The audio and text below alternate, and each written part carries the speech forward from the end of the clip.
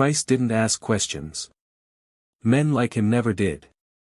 He just nodded once and disappeared down the hall, his boots whispering against the old carpet of the mansion.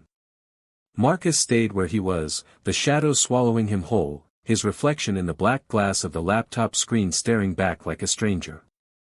Out there, in the mud and rain, a man was bleeding for a secret that could topple pillars.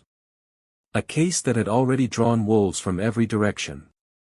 Marcus could feel them circling now, Holt, the woman in black, and others whose names he didn't yet know. But he would. He always did. Alan Graves pressed his back harder into the rust-stained wall of the abandoned gas station. His lungs rattled like loose bolts.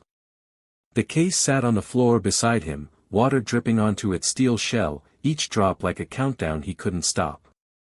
The drive inside had spoken, or something inside it had, and that was worse than all the bullets chasing him. Worse than the storm. Because machines weren't supposed to talk back. He closed his eyes, just for a breath, but the image seared into his mind, hello, Alan, wouldn't let him rest. Somewhere out there, Holt's men were fanning out, combing the tree lean, hunting by flashlight and fury. He could almost hear them already. And then he did.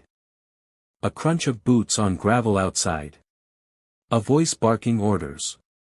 The storm had covered him this long, but it wouldn't forever. Alan reached for the case, dragging it back into his lap like a drowning man clutching driftwood. His hand shook as he fumbled for the pistol on his hip. One magazine. Half empty. No backup. He told himself it was enough. Lightning split the sky, and for a flash, the shattered window glared white, painting Alan's face in light and shadow. A silhouette moved past the glass. Another followed. Wolves at the door. Holt himself stepped into view, rain dripping from his hat, his smile a cruel crescent in the dark. End of the road, Graves, he called, voice cutting through the storm. You've run out of places to die. Alan tightened his grip on the gun. His pulse thundered in his ears. He thought of the drive. Of the words. Of Marcus Ellis, the only man he'd ever trusted enough to send a message before this nightmare began. And he thought, maybe it's not about surviving. Maybe it's about making sure the right people bleed. The door shuddered under a kick. Hinges screamed. Flashlights stabbed into the gloom. Alan raised the gun, breath shallow, blood soaking his side, case glinting like a loaded confession at his feet. Then, just as Holt barked for his men to move in, headlights swept across the lot. Engines growled. Black SUVs rolled up slow, deliberate, like sharks circling. The woman in black stepped out again, calm as a funeral march. She didn't look at Holt, didn't look at Alan. She looked at the case, and in her eyes was something colder than money, older than power. Holt turned on her, fury snapping. This is my hunt. Not anymore, she said, voice sharp as the storm.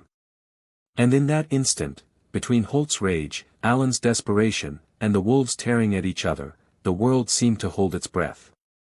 Far away, at the mansion, Marcus Ellis stood at the window, watching the rain streak down the glass like tears he would never shed.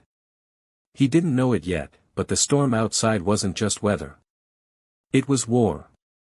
And tonight was only the beginning. Far away, at the mansion, Marcus Ellis stood at the window, watching the rain streak down the glass like tears he would never shed. He didn't know it yet, but the storm outside wasn't just weather. It was war. And tonight was only the beginning. Alan's finger hovered over the latch, breath ragged, vision tunneling to the black case in his lap.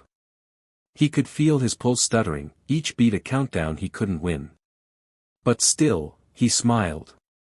A small, broken smile that tasted of blood and defiance. This doesn't belong to any of you, he rasped, voice shaking but clear.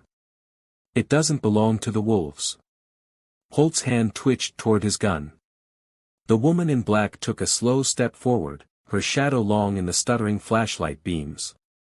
For a heartbeat, Alan thought he might have bought enough hesitation. Enough time to end it on his terms. His thumb found the latch. The shot hit him first. The force snapped him back against the rusted wall, blood blooming across his chest like a dark flower in the storm.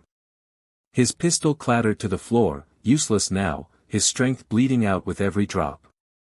Holt lowered his smoking gun, teeth bared. "You don't get to choose," he growled. Allen coughed, the sound wet, cruel, final.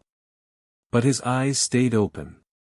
His hand, shaking, trembling, unstoppable, dragged itself back to the case. His blood smeared across its steel shell as he forced the latch open.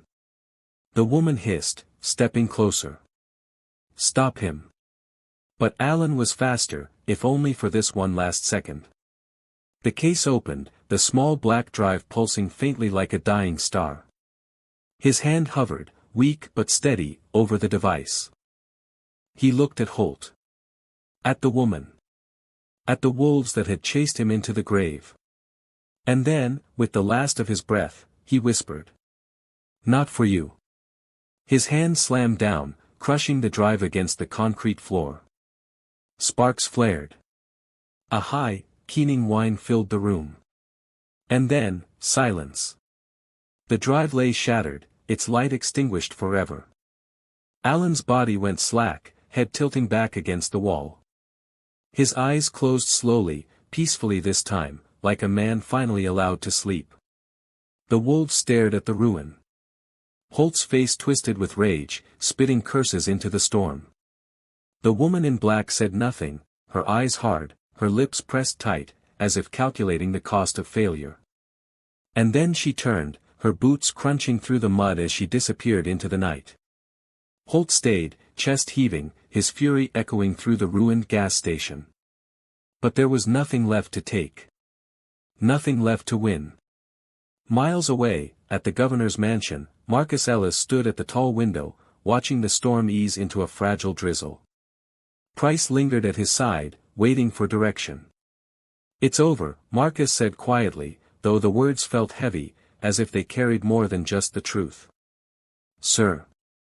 Price asked carefully. Marcus's reflection in the glass looked older than his years.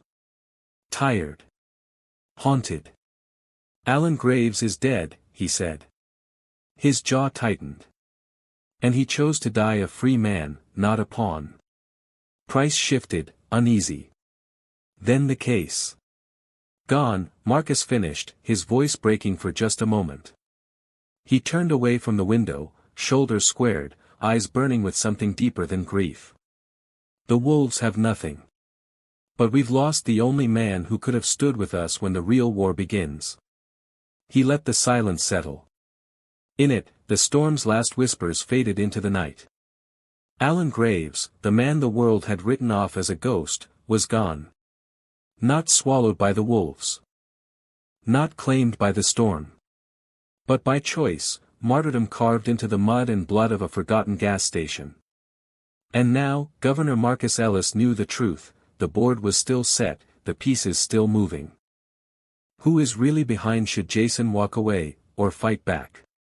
Comment below, follow for part 4 because the piece still moving.